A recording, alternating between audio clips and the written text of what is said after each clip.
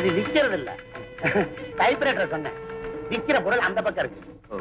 Sorry, புடவை விக்கிற கடை இது இல்ல சார். நான் எதையும் வாங்க வரல. அப்ப வேடிக்கை பார்க்க வந்தீங்களா? ஒரு ரவுண்டு பாத்துட்டு போயிருங்க. முதலாளி பாக்கணும்பா. அடே வேலை விஷயமாவா? அவர்தான் வர சொன்னார். ஏன் சார், உங்களுக்கு வேற நல்ல இடம் கிடைக்கலையா? வாங்க. நாங்க ஏன்டா இங்க வேலைக்கு வந்து சேர்ந்தோம்னு நினைக்கிறோம். நீங்க என்னடா வேலைக்கு சேரும் போதே இந்த லட்சணம். முதலாளி ரூமு அங்க இருக்கு, வாங்க. Good morning sir. Good morning. பாப்பா கண்ணா உட்கார். பரவாயில்ல சார், அந்த நேரத்தை எதிர்பார்த்தேன். நேற்றுக்கு நாள் நல்லா இல்ல, அதனால இன்னைக்கு. குட். உன்னை பத்தி உங்க சித்தப்பா எழுதிருக்கிறார்.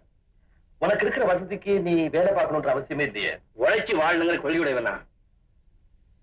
சாமர்த்தியமா பேசுற, வேலையும் புத்திசாலித்தனமா செய்வோம் சார். Very good. கம்பெனியுடைய வளர்ச்சியிலையும் முன்னேற்றத்திலையும் எப்பவும் அக்கறையோட இருக்கணும். Yes sir. Come with me.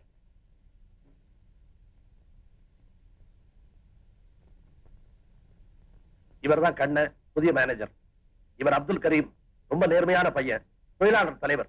கூட்டத்துல பேசும்போது என்ன திட்ட ஆரம்பிச்சா பிச்சு உதறி விடுவார். அவர் மிஸ்டர் மோகன். இவர் ராமநாதையர் அக்கவுண்டன்ட், ரொம்ப நல்லவர், நாணயஸ்தர். புது மேனேஜர் கண்ணன். நமஸ்காரம் சார். இது மிஸ் வசந்தா, ஆபீஸ் டைபிஸ்ட், ரொம்ப இன்டெலிஜென்ட், சுறுசுறுப்பான பொண்ணு. ஆமா, பெண்கள் எப்பவுமே சுறுசுறுப்பு. டைப் பண்ணிட்டியா? புது மேனேஜர் கண்ணன் கிட்ட அந்த மேட்டர் அனுப்பிச்சு.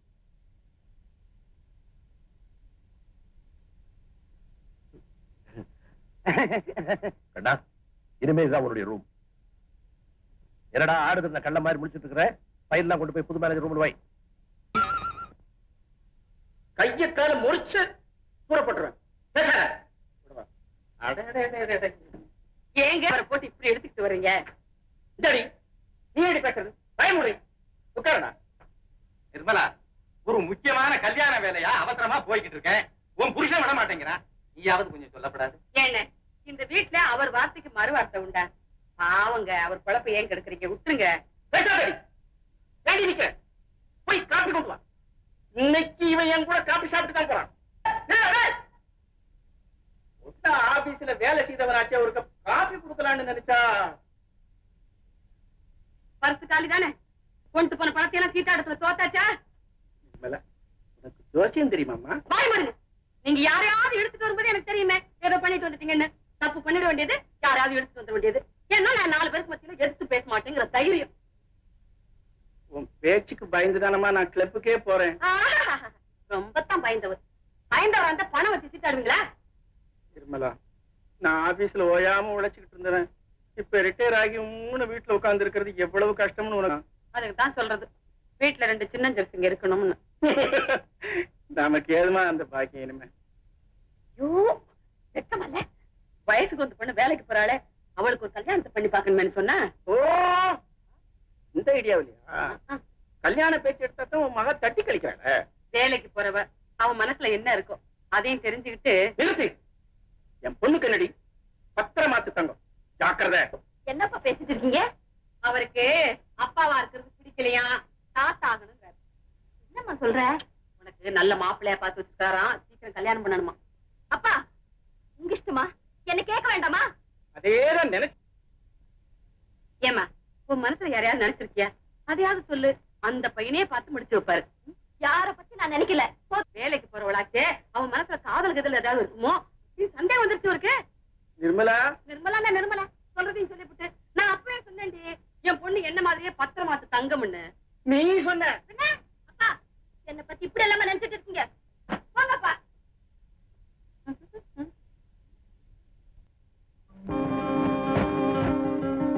கூட்ஸ் எல்லாம் பேக் பண்ணியாச்சு. இன்னும் ½ மணி நேரம் உங்க வீட்டுக்கு வந்துடும். Okay sir. சார், என் மேல கோவமா? நேற்று சாயங்காலம் நீங்க குட் ஈவினிங் சொன்னப்போ நான் திருப்பி சொல்லல. அதுக்கு பதிலா இப்ப வேணும்னா டபுள் குட் ஈவினிங் சொல்றேன் sir. Good evening, good evening.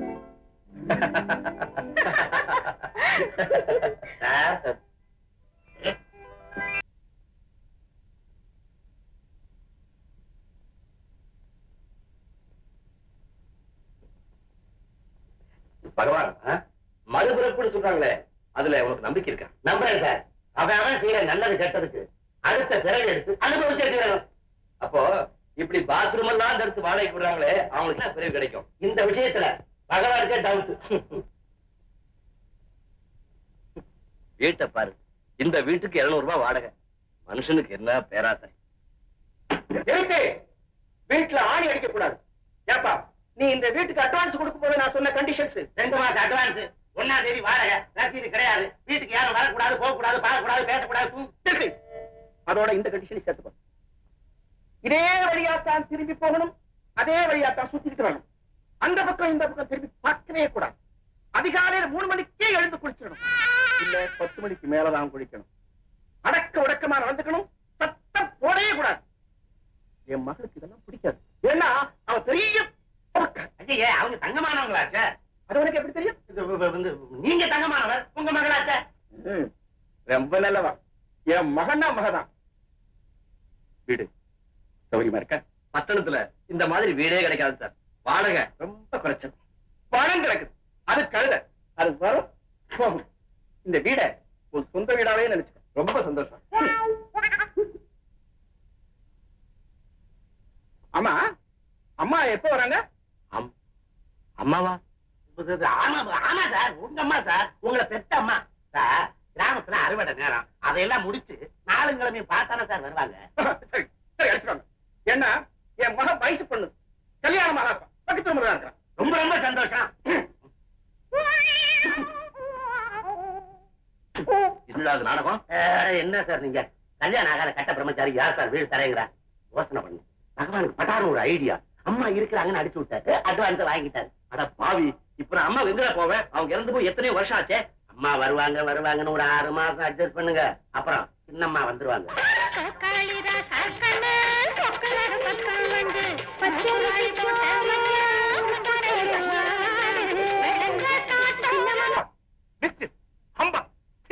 நாக்கு அடக்கி பேசுங்க சார். என்னையா நாக்கு அடிக்க பேசுறது? Absolutely fraud. என்ன சொன்னீங்க? முதலாளிங்க, அந்த ஆளுக்கு நான் பேசிக்கிறேன்.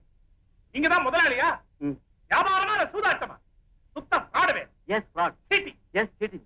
அதுக்கு இவங்கலாம் உடந்த சார், கோர்ட்ல கேஸ் போடலாம், வாதாடலாம். நல்லது கிட்ட தெரியாதவங்க சுத்த அயோக்கியத்தனம், fraud, humbug, cheating, miss. Sir, what a wonderful tie. இந்த துணி இந்தியாவுல கிடைக்கிறது இல்லையே. கரெக்ட், லண்டன்ல வாங்கிருது. உங்க ஸ்ட்ரக்சருக்கு என்னமா பொருந்தது சார்? இது என்ன வாங்கி தச்சதா? இல்ல, தச்சு வாங்கினது. தம்பி, உன்னை ரொம்ப பிடிச்சிருக்கு. உன் பேர் என்ன? என் பேரு கண்ணன், இந்த ஷாப்புக்கு மேனேஜர். சார் ஏதோ கோபமா?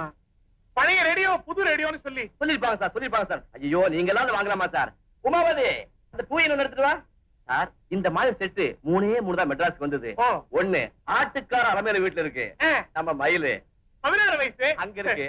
இத ஜெயமால்னு கேட்டாங்க சார். நான் வாங்கிக்கிறேன்ப்பா. என்ன விலை?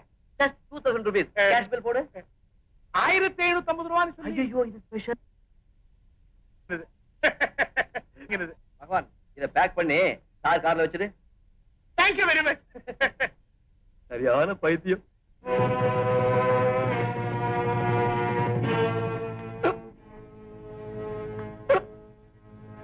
சார், ஜெயமாலோட அட்ரஸ் என்ன? அவங்க அட்ரஸ் உங்களுக்கு எதுக்கு சார்? இந்த ரேடியோவை என் ஞாபகார்த்தமா அவங்க கிட்ட கொடுக்கணும். I like it so much. பகவான், அவங்க விலாசம் தானே? வெளியே வாங்க தாரேன், வாங்க. Thank you mister Kannan. பழைய கில்லாடி நீங்க.